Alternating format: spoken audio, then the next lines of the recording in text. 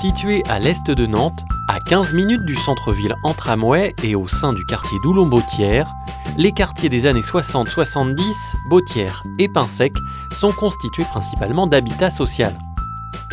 À l'échelle de Nantes Métropole, Bautière-Pinsec est un des quartiers les plus fragiles de l'agglomération, mais porteur de ressources. Avec près de 5400 habitants et 2500 logements, dont environ 80% de logements sociaux, le territoire de Bautière-Pinsec est vieillissant et perd des habitants. Malgré une bonne situation géographique dans la ville, Bautière-Pinsec est peu relié au quartier qui l'entoure. Coupé en deux secteurs, Bautière et Pinsec, il se compose d'îlots d'habitation qui se dégradent.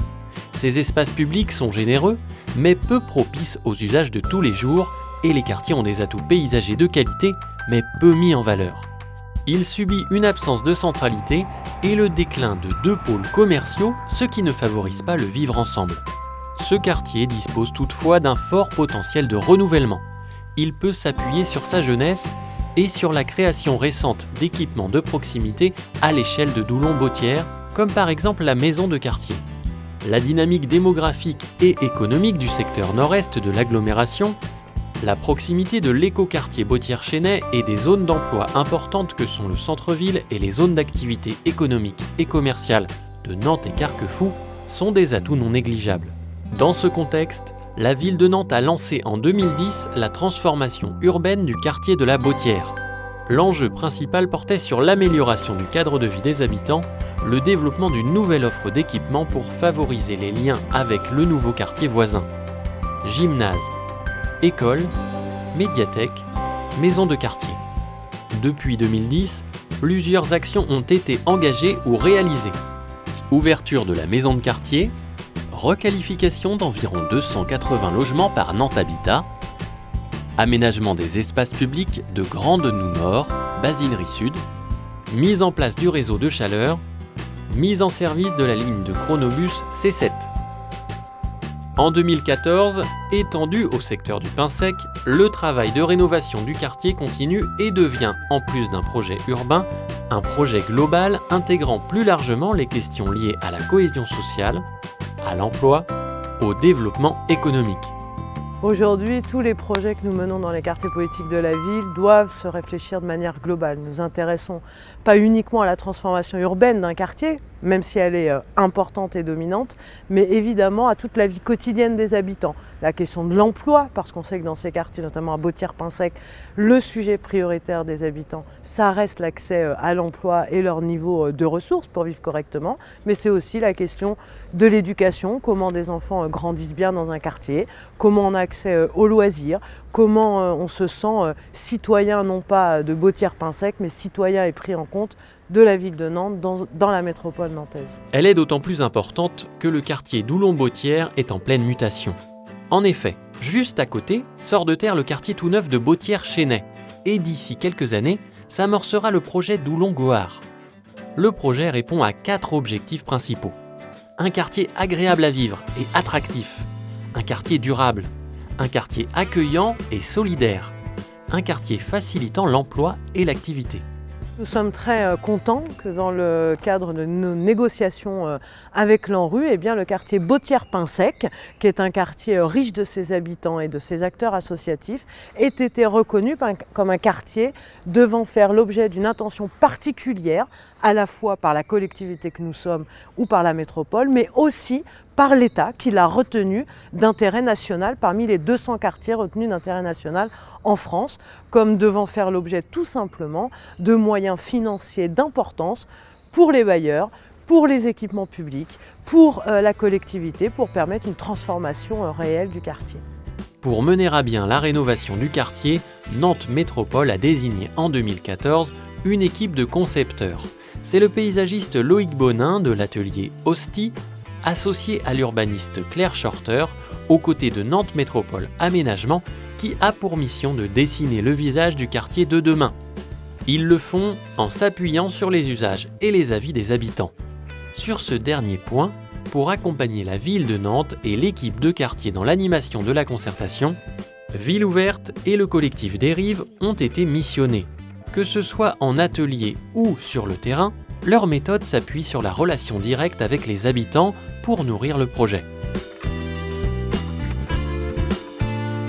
Chez les habitants, il y a une grande fierté à habiter le quartier de la Bottière. Et c'est les premiers échanges qu'on a eus avec les habitants directement sur le site lors des diagnostics. Une grande fierté de leurs espaces extérieurs, même si effectivement ils ne sont pas tous au niveau et pas tous réhabilités. Mais une grande fierté d'habiter dans de la nature en ville avec des arbres remarquables. La Bottière, on a de la place. Le principe, c'est donc de hiérarchiser les espaces publics pour les rendre plus animés. On a quelques jeux à droite, des pataugeoires, des grands espaces ouverts sans forcément beaucoup d'occupation et beaucoup d'usages. Donc le principe va être de densifier ces usages sur des lieux bien particuliers, tout ça dans un cadre assez végétal. Travailler sur le quartier Bottière-Pinsec, qui est un quartier très grand et habité depuis longtemps. C'est pas comme travailler sur un projet urbain qui sort de terre, puisqu'il y a énormément d'usages, il y a énormément d'habitants, il y a des arbres qui ont poussé aussi, il y a des usages qui se sont formés sur l'espace public, puis aussi il y a des espaces qui vieillissent. Donc on a commencé avec l'équipe à arpenter le quartier, beaucoup. Et puis cette rencontre, enfin en tout cas ce mélange entre l'arpentage, le fait de discuter avec des gens sur l'espace public, et puis aussi le travail sur table avec les gens du quartier, nous a progressivement aidé à mieux comprendre les usages, à mieux comprendre les besoins. L'atelier du quartier La Bottière-Pinsec a été lancé en septembre 2014. Il se compose d'un groupe d'habitants et d'usagers du secteur. C'est un lieu d'échange et de réflexion sur la vie du quartier au quotidien et de son avenir. La démarche de concertation menée avec les habitants et associations présente une dimension expérimentale, tant sur la construction du projet pour le quartier que sur la méthode de travail. C'est un engagement fort de Johanna Roland, maire de Nantes et présidente de Nantes Métropole, particulièrement sur le quartier. Alors à l'atelier du quartier, on parle de l'avenir du quartier Bottière-Pinsec. Donc ça parle aussi bien des aménagements qu'il peut y avoir par exemple dans les espaces verts ou du devenir des logements, mais ça parle aussi de l'emploi, de la vie sociale, des liens qu'il peut y avoir entre les gens dans le quartier. Il ne faut pas du tout être spécialiste pour participer à l'atelier du quartier, tout le monde est bienvenu. Au contraire, on essaye vraiment d'accueillir des gens très différents et des gens qui ne connaissent pas forcément ces univers-là. Et justement, les architectes, les urbanistes et toute l'équipe est là pour adapter leur langage un peu technique à des choses plus concrètes que vivent les habitants au quotidien. Alors moi j'ai participé à ce projet parce que j'habite ici depuis longtemps, depuis 28 ans. En plus j'ai une histoire avec ce quartier parce que j'y ai habité quand j'étais toute petite. Quand je suis revenue sur Nantes après une mutation, on m'a proposé un logement ici. Donc effectivement j'ai retrouvé mon quartier d'enfance un peu. Et évidemment, je ne m'en occupais pas beaucoup au départ, je travaillais, mais quand je me suis retrouvée à la retraite, je me suis dit je vais peut-être me pencher un peu plus sur mon quartier parce que j'aime ce quartier et c'est vrai qu'il y a des choses à faire pour l'améliorer. J'habite pas moi-même Bottière, j'habite Bottière-Chênay, donc juste à côté, mais je suis dans le mouvement associatif. Un mouvement associatif qui intervient sur Bottière-Chênay, donc c'est pour ça que j'ai suivi l'atelier, de même que pas mal de personnes d'ailleurs de diverses associations. On sait qu'il y a un projet de rénovation, donc c'est pour que les habitants disent quels sont leurs problèmes et puis ce qu'ils aimeraient voir changer, comment ils verraient leur quartier, quoi. Moi ce que j'en attends c'est qu'on ait des échanges avec les habitants, qu'on puisse discuter ensemble de ce qu'on veut pour notre quartier, que ce ne soit pas que les urbanistes et les architectes qui décident. Je trouve que Nantes fait beaucoup de concertation et c'est une très bonne chose, oui. Alors après, c'est peut-être difficile pour que tout le monde participe parce que les gens ne sont peut-être pas libres ou bien ils n'osent pas parler en public. Pourtant, là, pendant la concertation, tout était fait pour que ce soit facile. Il y avait des petites tables pour que les personnes n'aient pas l'impression de parler devant une trop grande assemblée, mais quand même, au départ, il fallait déjà qu'ils viennent, quoi. Je crois qu'une fois qu'ils étaient là, ils parlaient, parce qu'il y avait beaucoup d'écoute, c'était très intéressant. Et la méthode utilisée en petits groupes autour d'une table, c'est intéressant, parce qu'on peut plus s'échanger en petits groupes et vraiment dire ce qu'on veut, quoi. Le quartier, il manque d'un lieu de convivialité. Il n'y a pas de café, il n'y a pas d'endroit où on peut se retrouver, on peut se poser, boire un café.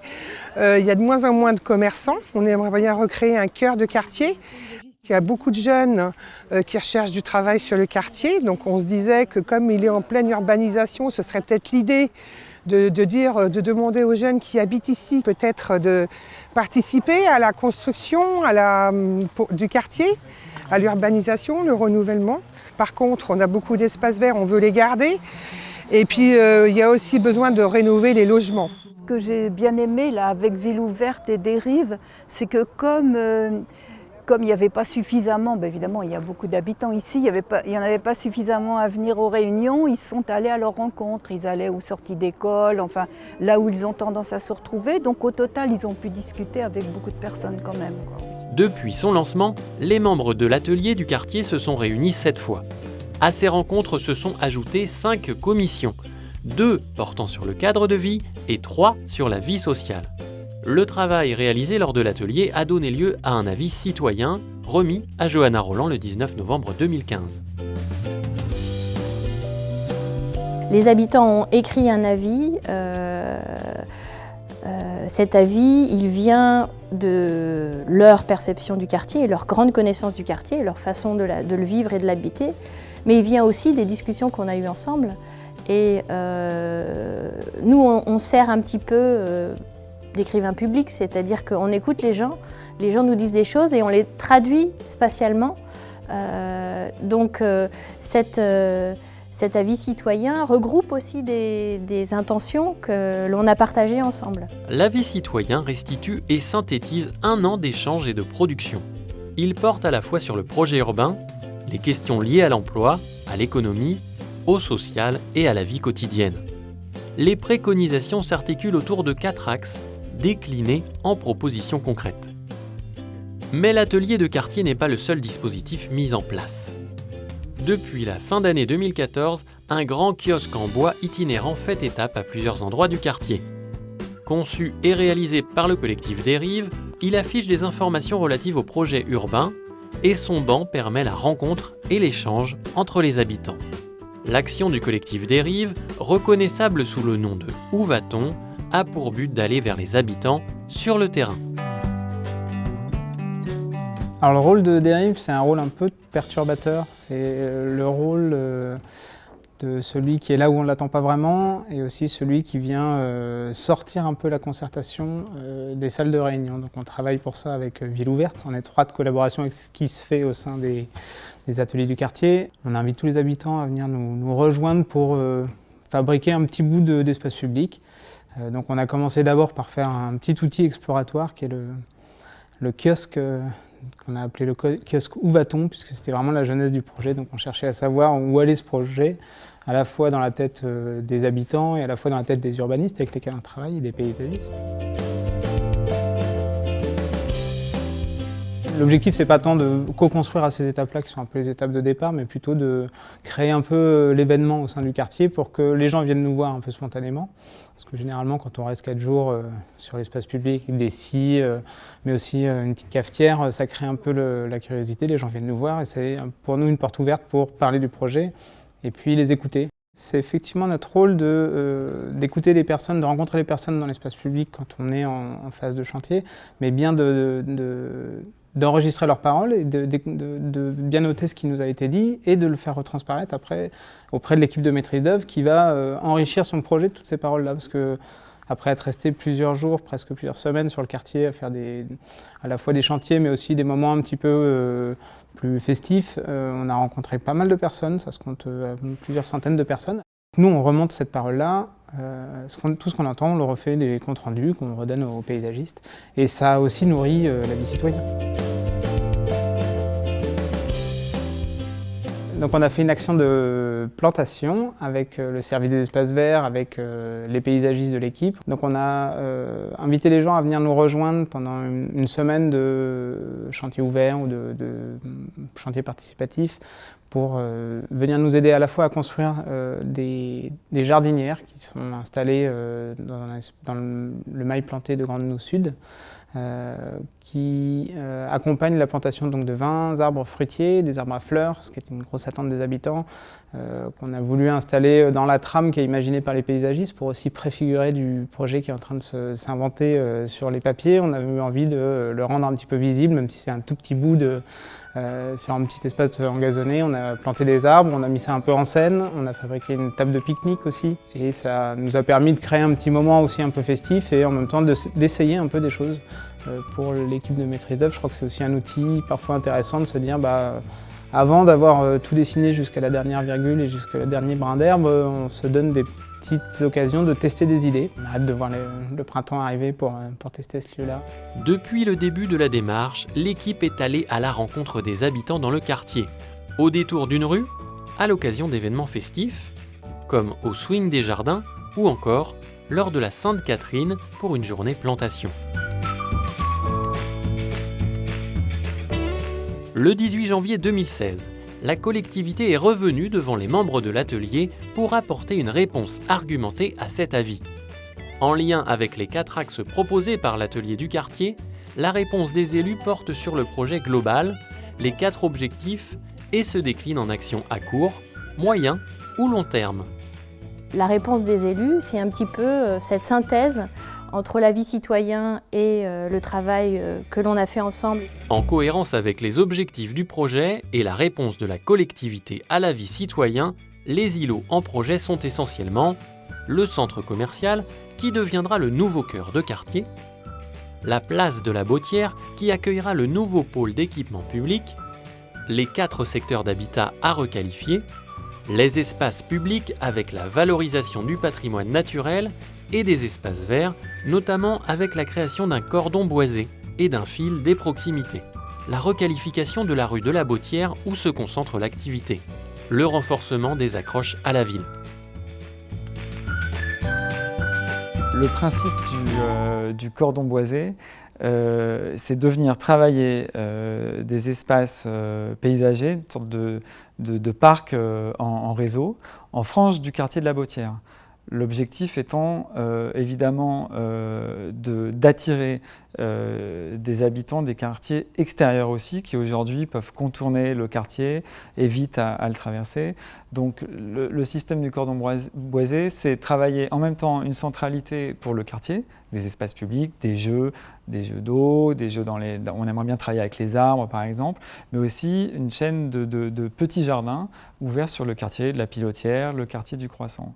L'intérêt aussi de ce cordon boisé, c'est qu'il vient s'insérer dans une trame verte, beaucoup plus globale que ça, et qui vient venir chercher le parc des Gohards sur le quartier Bautière-Chênay. Donc on arrive à travailler une continuité qui fait à peu près 2 km de long, et à terme c'est à peu près 12 hectares d'espace public et d'espace vert qui s'ouvrent à un quartier beaucoup plus large que celui de la Bautière. Le cordon boisé, c'est pas du tout un filtre, c'est pas une limite. Au contraire, c'est une limite qui est pratiquée, c'est une frange dans laquelle on aura des usages, beaucoup de jeux pour enfants, du jardinage, pourquoi pas. Et pourquoi boisé? C'est parce qu'aujourd'hui, sur le quartier de la Bautière, il y a un vrai patrimoine et on aimerait travailler avec ces dimensions, ces grandes dimensions qui répondent aussi aux dimensions de l'habitat. On est quand même dans des éléments assez importants. Donc le cordon, c'est vraiment plutôt une pièce qui va venir, une pièce attractive, une pièce urbaine attractive, végétale. On s'est rendu compte assez rapidement qu'on ne pourrait pas faire une action complète et rapide sur l'ensemble du quartier. Donc il fallait hiérarchiser les intentions. Et tirer un fil, on a trouvé ce nom qui s'appelle le fil des proximités. Donc le projet, c'est un petit peu centré sur ce lieu d'usage, qui est un lieu de parcours principal des habitants, qui mène notamment à la station Souillarderie, et on a proposé assez rapidement de faire sur cet espace un lieu de rencontre et un lieu de vie. Cet espace rassemble un certain nombre d'équipements dans le quartier et puis longe un certain nombre de façades qui sont aujourd'hui aveugles. Donc c'était l'occasion de réactiver l'espace public et des rez-de-chaussée. Voilà, dans un projet d'ensemble. On a été très attentifs justement à proposer des aménagements qui suivent les usages et pas qui plaquent sur le quartier une vision d'architecte ou d'urbaniste ou de paysagiste en retraçant des nouvelles rues, en démolissant massivement. Donc c'est vraiment un travail, je dirais, presque d'acupuncture urbaine en regardant ce qui se passait sur le terrain et en assumant le fait que le fil des proximités, le fil qu'on a tiré, n'est pas une rue droite, mais un parcours plus quelque chose qui est vraiment utilisé par les habitants et pas un aménagement majeur urbain. La concertation dans l'atelier du quartier, sur le terrain et avec les acteurs du quartier, acteurs institutionnels, commerçants, associatifs, se poursuit et continuera dans les années à venir. Elle pourra intervenir de manière plus thématisée ou plus géographique pour avancer pas à pas au rythme des avancées du projet. Alors la concertation se poursuit après l'avis citoyen. L'avis citoyen donnait son avis vraiment sur le plan guide, c'est-à-dire les grandes orientations du projet.